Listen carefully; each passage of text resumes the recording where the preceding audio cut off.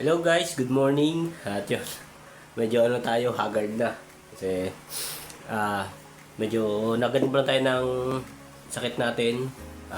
Trangkaso tayo sa Bicol ng ilang araw kaya di rin tayo masyado nakalabas kasi sobrang ulan din doon. Bukod nga sobrang ulan, nagkasakit din tayo kaya yun dating pala ako dito kay Marcos kagabi. Siguro mga alas 8 na ng gabi ako nakarating dito. At yun, nakapagpahinga tayo ng mano kasi nga galing tayo sa sakit. So, kagabi pagdating ko dito, medyo masama pa rin yung pakaramdam ko. Kaya ayun, mas may nabuti kong magpahinga ng maayos. Tapos, gising tayo kanina, mga 8 na yata rin ako nagising kanina ng umaga. 8 or 9, mga ganun. Tapos, yun, nag-almusal lang tayo. Almusal tayo ng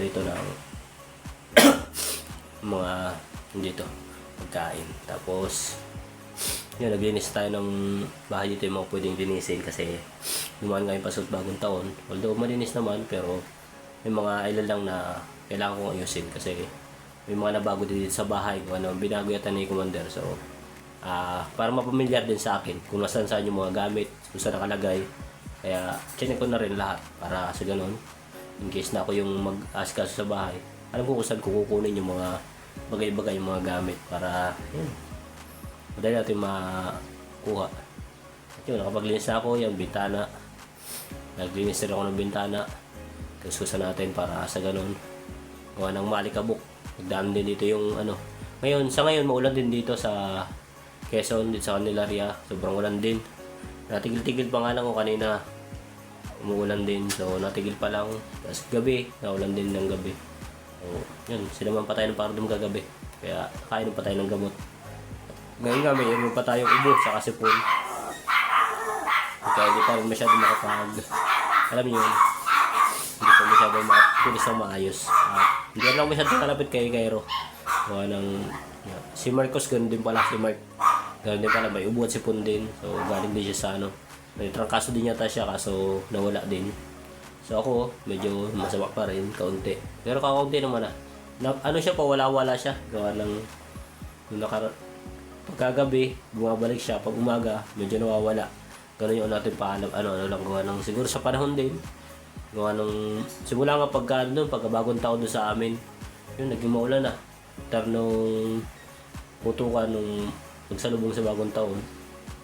Kaya umagahan, okay pa naman siya. Medyo mainit pa naman. Kaso nung bandang pahapon na, yun, doon na nagsimulang umulan. Tuloy-tuloy na yun hanggang 4, magbiyahe ako. Hanggang doon na siya, tuloy-tuloy na siya yung ulan. At yun, hindi nga tayo makaalabas, hindi tayo Kaya, yun, nasa bahay lang tayo. Stack up tayo sa bahay. Sabi ko nga, pagupit nga sana ako sa tropa ko. Yan. Kaya lang, hindi nga tayo makalabas. Yun, hindi tayo nagupitan. So, sabi ko dito na lang sa Candelaria. Pag nagkaroon lang tayo ng time dito, ito na lang magpagupit. So, yun nga. Plano ko saan magpagupit kaya, yun nga. Sobrang ulan, hindi ako makalabas ng ayos. Kaya, may nabuti ko na lang sa bahay na lang. Doon lang ako naglinis, pwede magawa sa bahay. Pahinga ng maayos kasi kailangan din natin. Sabi ko nga, pag may plan sa mission, tuloy-tuloy naman yung mission natin. So, kapag pahinga man tayo, hindi ganun ka. Kaya, mas may nabuti kong yung bakasyon gawing parang pinakampahinga. So, more on pahinga talaga yung ginawa natin doon. Although nakalabas man ako kaunti, pinupuntahan ko naman yung mga gusto puntahan, yung mga malalapit lang kasi alam niyo naman hindi pa tayo pwede mag-motor na malayo. Sa mga matagal natin viewers dyan, alam nila yan na wala pa tayong kakayahan na ngayon mag-motor ng malayo kasi nga yung may problema pa tayo na hanggang ngayon nandito pa rin, hindi pa naman siya okay. So hindi ko na lang pinapansin para din lang tayo may stress. Para sa ganun, tuloy-tuloy lang yung buhay natin, tuloy-tuloy yung pagtatrabaho natin, yung pero ganun pa rin, may halo pa rin pag-iingat. Yung mga bawal talaga, hindi talaga natin ginagawa. So, yun. Napagmotor man ako doon, yun sa sentro lang. Tapos yung medyo malapit lang na lugar. Yung pinuntahan ko naman, niliguan ko naman, malapit lang naman yun. So, kaya, kahit pa, nakapagmotor ako doon. Pero, hindi naman siya ganun kalayo. Yun, hindi ka tayo makalayo pa ng sobra kasi pinapakaramdaman ko rin noong time na yun. Doon ako nakakapagmotor dito, hindi naman ako nagbumotor dito kay Marcos.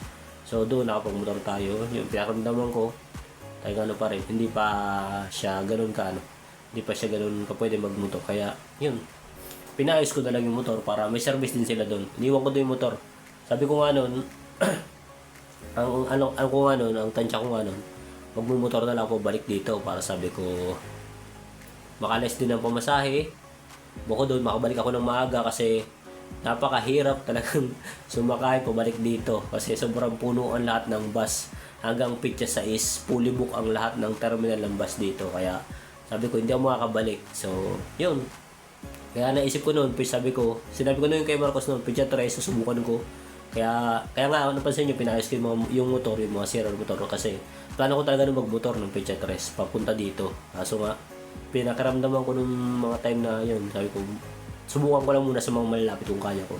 Kaso nga, medyo hindi pa natin kaya, kaya pinagpaliban ko na muna. Saka bukod doon, ang dami ding sira ng motor, baka sa daan pa tayo abutin ng sira nun, is, doon pa tayo magka-problema. Matagal lang pa tayo sa biyahe, bis na madali, magka-problema pa tayo. Kaya yun, sabi ko, excuse me, ay ko hanap na lang ako ng pwedeng yung alternative na pwedeng masakyan. So, may mga nabiyahe naman na van. Yung ganoon nga, sabi ko nga, yung mga family na may mga service dyan. Tapos, para makatipid ng gasolina pabalik, alam nyo, may balik yung pamasahe. Ginagawa nila, nagsasabay sila ng pasahero na pwedeng at mga ilan. So, may naman tayong van, private van, na namamasahero siya, pero private siya. Ganun yung naging setup namin. So, medyo pricey lang. Medyo mahal lang, pero okay lang. At least, komportable ka nakaupo doon. Tapos, yun nga, hindi tayo tagtag. Kaya tulad nung, kung nagmotor tayo, sobrang tagtag tayo. Sobrang hirap. Kaya yun. Excuse me. Sabi ko, yun na lang. Okay, mas okay na yun. Mas mas madali na yun. Nakaban tayo. So, yun nga lang. Ang schedule is, kasi plano ko ng Pitya 3. So, Pitya 5 pa tayo nakabiyahe. Kaya medyo natagalan. Hanggang ngayon, sobrang ulan doon. Kausap ko yung mga taga ron hanggang ngayon tuloy-tuloy pa rin yung ulan. Kahit nandito na ako. Tapos dito, ganun din pala, maulan din dito. So, siguro sa lahat naman ng lugar dito sa partingan naman, malapit sa Bicol is maulan talaga. Kasi tag-ulan talaga ngayong panahon na to. Ganitong panahon hanggang pa ito. Hanggang March pa yata or April. Basta nasa ganung nasa ganung buwan siya. So, mga ganitong buwan, tag-ulan talaga. Kaya, di maiwasan. Kahit nga dito, sabi nga ni Marcos, pag mission kami, talagang maulan. Kaya dapat yung mga gamit namin is ready rin pang tag-ulan. So, kaya yun. Sabi ko, yun na lang. Pitya 5, wala akong choice. Nag-chat din naman ako ni Marcos na Pitya 5 lang makakabalik. So, yun. Ngayon, nandito tayo. Balik mission na ulit tayo. Pahinga lang tayo. Sa ngayong araw, nagpahinga lang muna kami kasi may naayos sila Marcos sa school. Sa mga bata kasi alam nyo naman, balik eskwela na ulit. So, may mga kailangan lang isettle doon sa school. Kaya, yun. Wala sila dito sa ngayon. Ako lang yung dito. Tapos si Kian nandyan tulog nasa sopa. Nakatulog na siya gawa ng galing din school. So, yun. Kami lang dalawa dito. Excuse me. So, tapos yun. Sabi ko nga. Tayo muna ngayong araw. Bukas, mission kami. Pero hindi ko alam kung mamaya, may nabingit si Marcos na may lakad kami mamayang hapon. Hindi ko alam kung saan kami mission. Basta, abangan nyo na lang. May vlog naman si Marcos. So, mapanood nyo naman yun sa channel ni Commander o kaya sa channel ni Marcos. So, yun. Abangan nyo na lang. Maglilakad mamaya. At ako dito lang muna. Parang update lang ako na ayun, nakarating tayo dito ng maayos. Balik mission ulit tayo. At yun nga, konting ingat lang ulit. Katulad ng dati. Nakapag-mission naman tayo pero yun nga, maraming dapat at hindi dapat gawin kasi yung mga viewers natin, alam niya ng mga matagal natin viewers kung ano yung sitwasyon natin. Kaya iwas pa rin sa mga bagay-bagay na bawal sa atin. So, yun. At enjoy lang muna. Enjoy lang. Ngayong bagong taon. At panibagong taon, panibagong buhay, panibagong pag-asa. At yun, tuloy-tuloy lang kung ano yung mga maganda nating nasimulan noong 2025. So, yung mga negative, mga masamang nangyari o mga gawain nung taon na yun is tanggalin natin sa katawan natin. So, bagong taon, bagong buhay tayo lahat.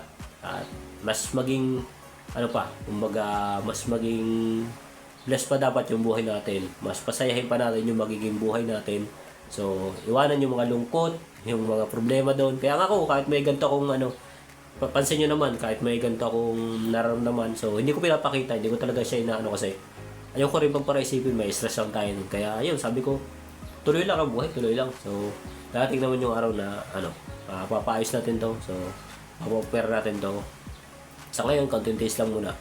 At enjoy lang muna. Tuloy-tuloy lang ang buhay. Ganun lang naman talaga. So, pagpatuloy natin ang buhay, at wala namang kumbaga, wala namang mawawala. Basta, may pahalo pa rin pag-iingat.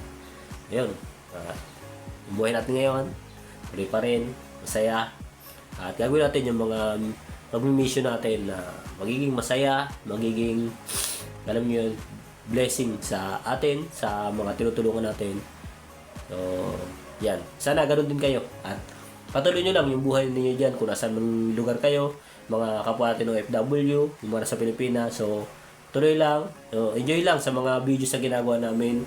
At sana supportahan nyo rin palagi yung mga videos namin kahit na ganoon. Minsan may mga madalas stressful, may mga problema yung mga beneficiary. So, hindi naman may iwasan yun. So, paunti-unti naman, inaayos naman namin nila Marcos kung ano yung mga kaya namin gawin. Although hindi namin may bigay lahat ng yung kung ano man yung pinakakailangan. So, naunti-unti, dahil sa tulong nyo din, naunti-unti yung i-provide. So, sana, patuloy pa rin kayo nakasuporta dyan. Excuse me. So, yun. Ganun lang, tuloy-tuloy lang. At para sa ganun, mas marami pa tayong matulungan, marami pa tayong mabago ang buhay. So, para yung mga babagong taon, bagong buhay. So, yun. So, ngayon naman, napanood ko din naman yung mga vlog nila Marcos, solo lang siya dito. So, natin niya, nakakatuwa kasi sabi natin niya, nakakapanibago yung taon ngayon kasi dati wala silang ganun. Yung paghanda, wala silang ganun. So, ngayon, nakapaghanda na sila. So, yun, alam niyo, may mga kada taon may nababago tayong buhay. So, napakasarap sa pakaramdam ng ganun. Kaya, sana, patuloy niyo pa rin suportahan yung mga ginagawa namin. At, yun, kita-kitsa lang. So, nag-update lang tayo. Nag-update tayo, nandito tayo kasi baka naman sabihin nyo, hindi na tayo babalik. So, nakabalik na tayo dito sa Candelaria. So, papahinga lang kami. Then, tuloy-tuloy na yung mission natin ngayon dito sa Quezon. At kung saan lugar pa, kung sakali mang basta naka-ready lang naman kami kung saan yung may kailangan. Katulad nung nangyari sa Cebu. So, nakapunta tayo ng Cebu, tumulong tayo doon. So, kung mga ganong klase ng as long as kaya natin puntahan, kaya nating provide na kung ano yung pangailangan nila. So, pupunta kami ng Team Marcos. Tuloy-tuloy lang kami doon kung saan mang lugar yan. So, sa ngayon, ito tayo sa Quezon. Enjoy sa lahat ng viewers na rin dyan. Maraming salamat sa inyo lahat. Katulad ng lagi namin sinasabi, mag-iingat kayo palagi and God bless.